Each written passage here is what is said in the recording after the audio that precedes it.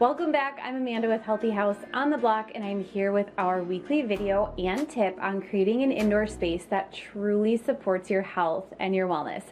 This week we're going to talk about dehumidifiers. A lot of us live in climates where summer can be hot and it can be really humid, especially if you have below grade basements. You probably use a dehumidifier, or you need to.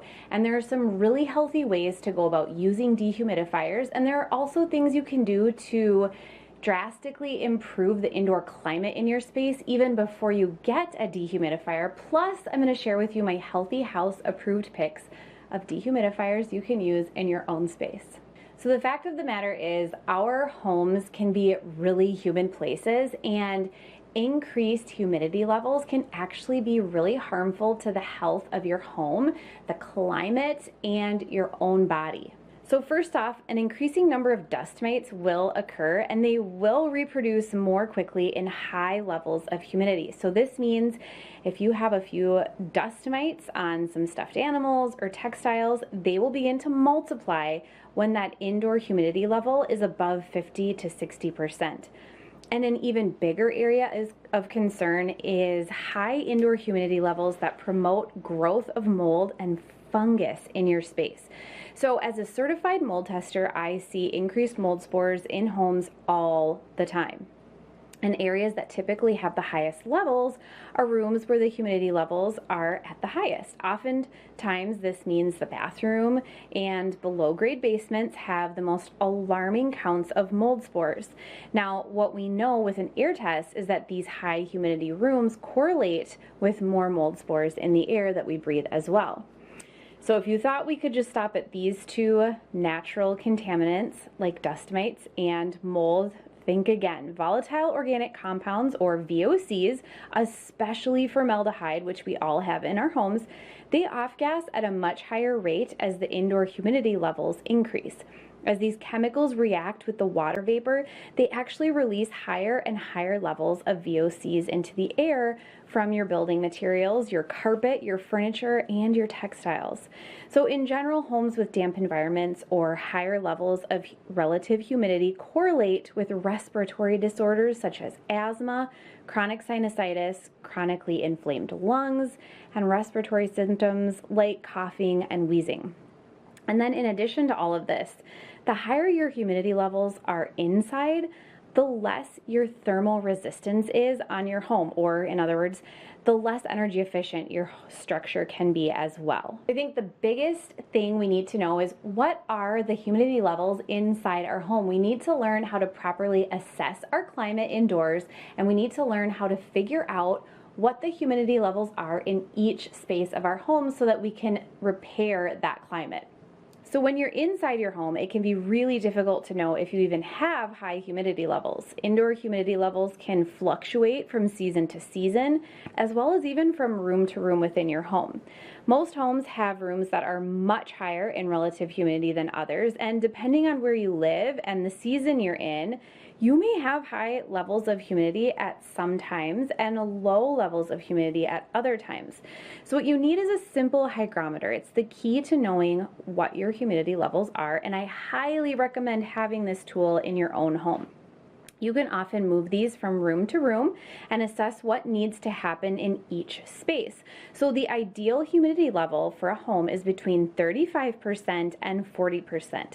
Anything lower than this and you'll feel incredibly uncomfortable, and any higher, you'll actually increase your chance for mold growth, dust mites, and increased rates of VOCs off-gassing. So the good news is there are actually some really simple steps you can take to lowering your humidity indoors before you ever have to go get a dehumidifier. So let's try these first before we purchase something to remove the moisture from the air. First, you want to use vented fans consistently. So whenever you're in a space that has a vented fan and you're producing moisture in that area, be sure you run the fan as much as possible. It's also worth mentioning that you may actually need to upgrade your vented fan if it's old and not as powerful. So my general rule of thumb is to run the bathroom, laundry, or kitchen fan for at least 20 minutes after you're done using that room. This is going to help pull as much moisture as possible out of the air, leaving you with indoor humidity levels that aren't too high. You can also check the exterior for moisture-prone areas.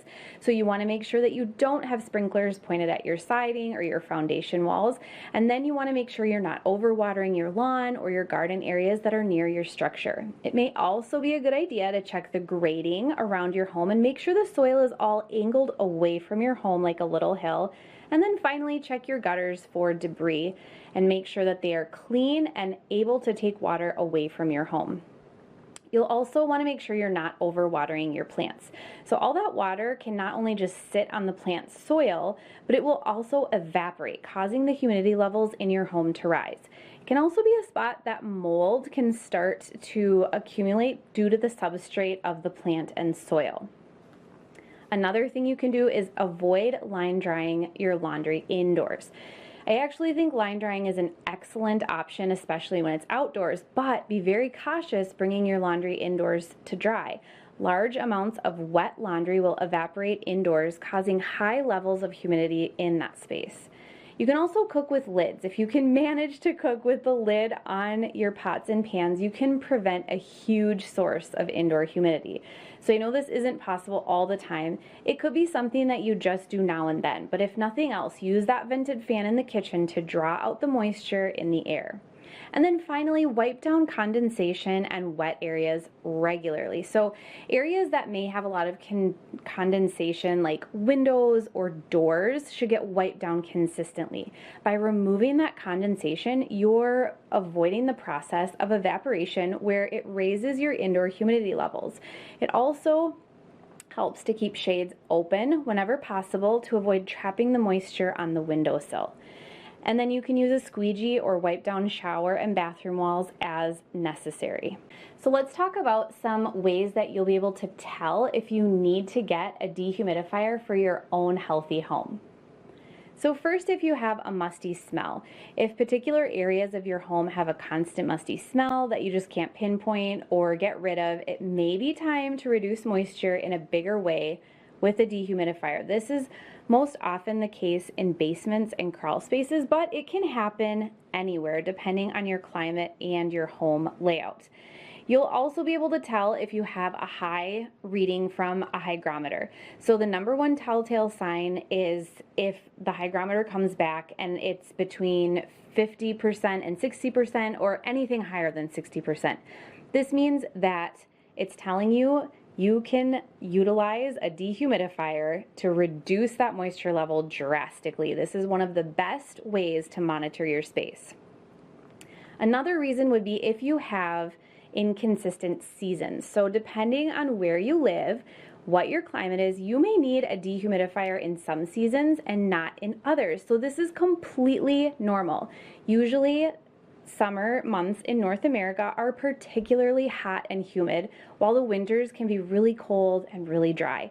And if this is the case in your home, you may need a dehumidifier only for maybe spring and fall when your heat and your air are not running. And if your seasons are wildly inconsistent and vary greatly, it's a great option to have in your back pocket. Finally, if you see evidence of mold growth, so when you're in a bathroom, a laundry, or a basement, do you feel like you're constantly trying to get rid of mold and mildew from that space? If it's a problem that just doesn't seem to go away and it's a constant battle to get cleaned up, it's a good sign that you may need to increase ventilation and reduce indoor humidity levels on a grander scale. So bringing in a dehumidifier will help the space dry out quickly and leave little room for mold and mildew growth. So finally, I'm here with my Healthy House recommendations on dehumidifiers that are healthy for your space. Now, I have links to the dehumidifiers that I'm about to share with you in this week's blog post, and you can go to the video description and just click the link and go to the bottom of the post where you will see the exact same things that I'm referring to here. So the four options that I really love are the Medea Cube, Frigidaire, Ava Dry, and Pure Dry. These are all great options for around your house. You'll notice that some are small and perfect for closets and bathrooms, and some are bigger for basements or really large spaces or even crawl spaces. You can head to my blog post to get links to each of these. As always, thank you so much for being here. I hope you can take at least one idea from this week's blog post and apply it in your own home. I also hope that you will subscribe to my channel because I am here every single week with new tips and new ideas to help you create an indoor space that is truly healthy for your body.